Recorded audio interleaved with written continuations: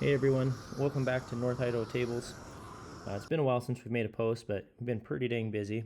We currently have 5 tables in work. I've recently started using a new program to edit these videos. Up until, I guess, this video, all of them have been edited on my iPhone, just off the GoPro. So it's been kind of a struggle, and I feel like it's kind of been discouraging to actually really put the time in, because it's not the easiest to make a nice video that's this long on the phone. Nick from Sawyer Design. If you guys haven't checked his channel out, you definitely need to, but he was nice enough to give me some advice on which MacBook to buy. He suggested a MacBook Air that was pumped up, and I thought I was making the right choice, and I got a MacBook Pro base model, but I should have got the Air, but hey, live and learn. I should have listened. Let's talk a little bit about this base. So I originally designed this base for a slab that I bought from Nick over at Maverick Sawmill, where I buy all my big live edge slabs. Most of the slabs that I buy from Nick are pretty unison in the overall shape, but the slab that I bought for this base is kind of a crazy slab, but the figure in it was absolutely wild, and I had to have it. Unfortunately, since the overall shape of the slab was kind of crazy, it really clashed with this base that has a lot going on. I ended up getting these legs to the point where they could hold a slab on top of them, and I sat it on there, and it was just like, man, this just isn't good. So I actually sent a photo to Nick, asked his opinion, and usually he just responds back, looks great, and I think it's because he's trying to be nice, and even Nick said it didn't look right, so I knew I was right, had to leave it. I ended up kind of walking away from the project for a little while. I sat this table base to the side for probably about 6 months. Then I decided to turn that slab that I didn't like into a waterfall desk, and I was going to use one of these legs on the other end of the waterfall. And it just so happened I had a friend that was looking for a table to be built. They came over to the shop kind of see what was going on. They saw this base sitting there. They really liked it, so we ended up taking this base for their project. So I hit up Nick again from Maverick Sawmill, let him know, like, hey, we got to find a slab for this base. And it just so happened that he recently had hired a guy, probably about 3 or 4 months in, and Nick had him doing a full build on the top. Sent some photos of that top to my customer. They ended up really liking it, and Nick and I both agreed that it would look good underneath this base. So we bought it, and it kind of worked out. It was kind of like a collaboration. So I built the base, Nick had the top done, and it really helped. It allowed me just to focus on doing this side of it versus the woodworking also, which has kind of been a struggle. And because it's kind of been a struggle for me to do the metalwork and the woodworking, I recently hired a guy part-time to help with the woodwork side of things. His name's Darren. You'll probably see him at some point in this video, but he's been a huge help, and it's really nice to have him around. At the end of this video, I'd really like to hear what you guys think of this design. I kind of had mixed feelings on it. At first, I really liked it. When I drew it on paper, put it in the computer, I was like, man, this is badass. Then I kind of started building it, and I was like, okay, it's pretty cool. And then I put a slab on it, was disappointed. But I think with this slab that we end up putting on here, I think it turned out really cool. There's some other things that we do here that I think turned out pretty cool, but I'd like your opinion. One thing that's pretty different on this one is normally I metal finish all my welds, but since I already had one of these legs built, the customer saw it that way. They really liked the raw look of the welds, and they have some of that in their current house. They had asked me if I could just leave the welds raw and not metal finished, and definitely could, but the only bummer part is normally if I'm going to leave any welds, I would weld at a slower pace. It allows me to put just down a prettier bead. Now, by all means, these welds aren't ugly. They're just not as pretty as I can do. Now, this weld here, it's close to probably 3 to 4 minutes long for that whole stretch of welding.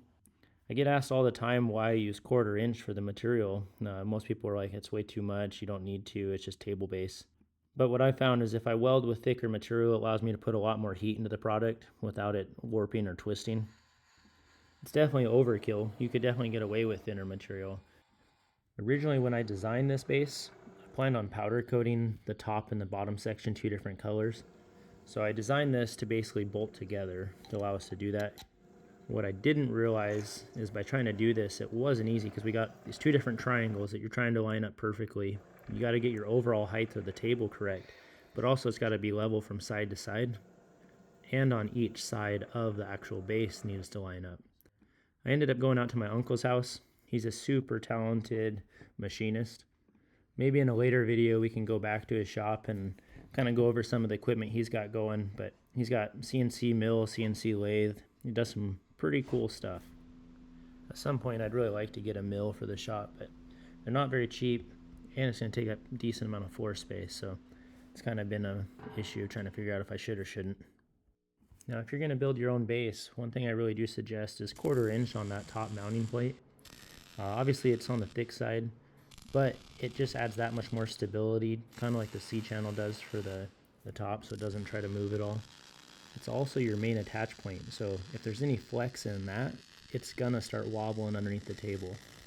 For example, on this one, there's only 6 screws, like threaded inserts with some machine screws that actually hold this base to the top on each end. And that 6 screws is enough to make this thing just rock solid. So overbuild and you won't have any issues. Now, since the customer on this one wanted to leave these welds just raw and exposed, I didn't want the focus just to be the welds. So I came up with an idea, and I was like, you know what, let's add some color to this base. So I took just the regular weed burner and heated up the metal, and it's kind of an art in itself to know what the metal is going to do color-wise and when it's going to do it. But as you can see, you can add just some really cool colors.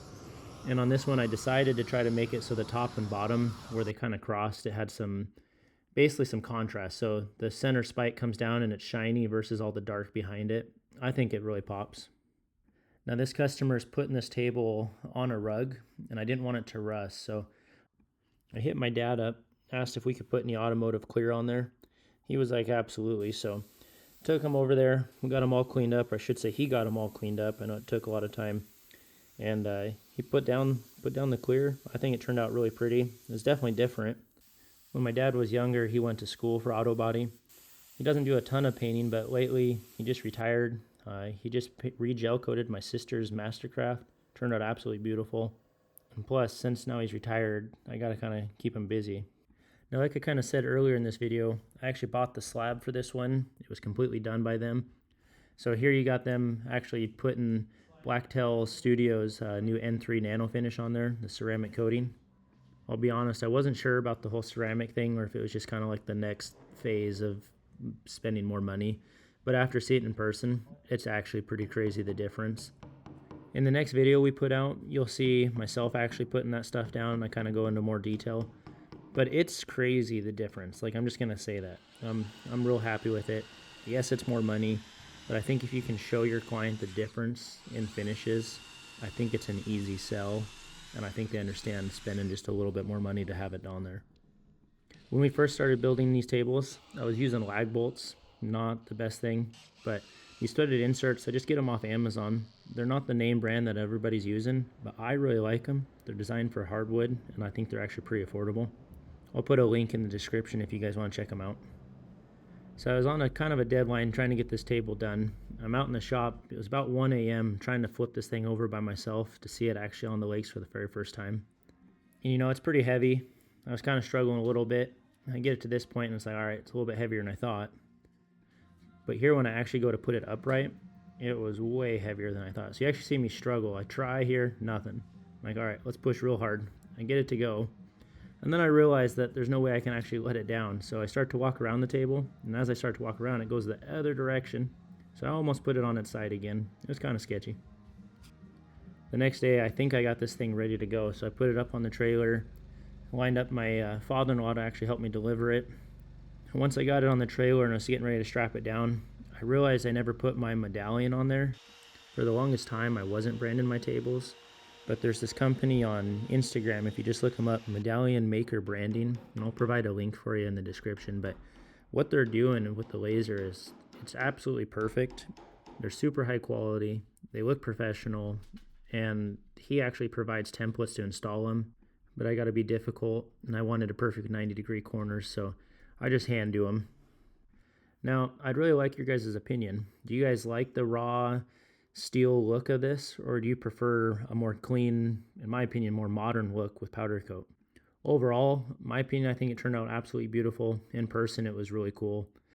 If you did enjoy the video, or if you want to just follow along, give me a like and subscribe. I'll keep posting videos.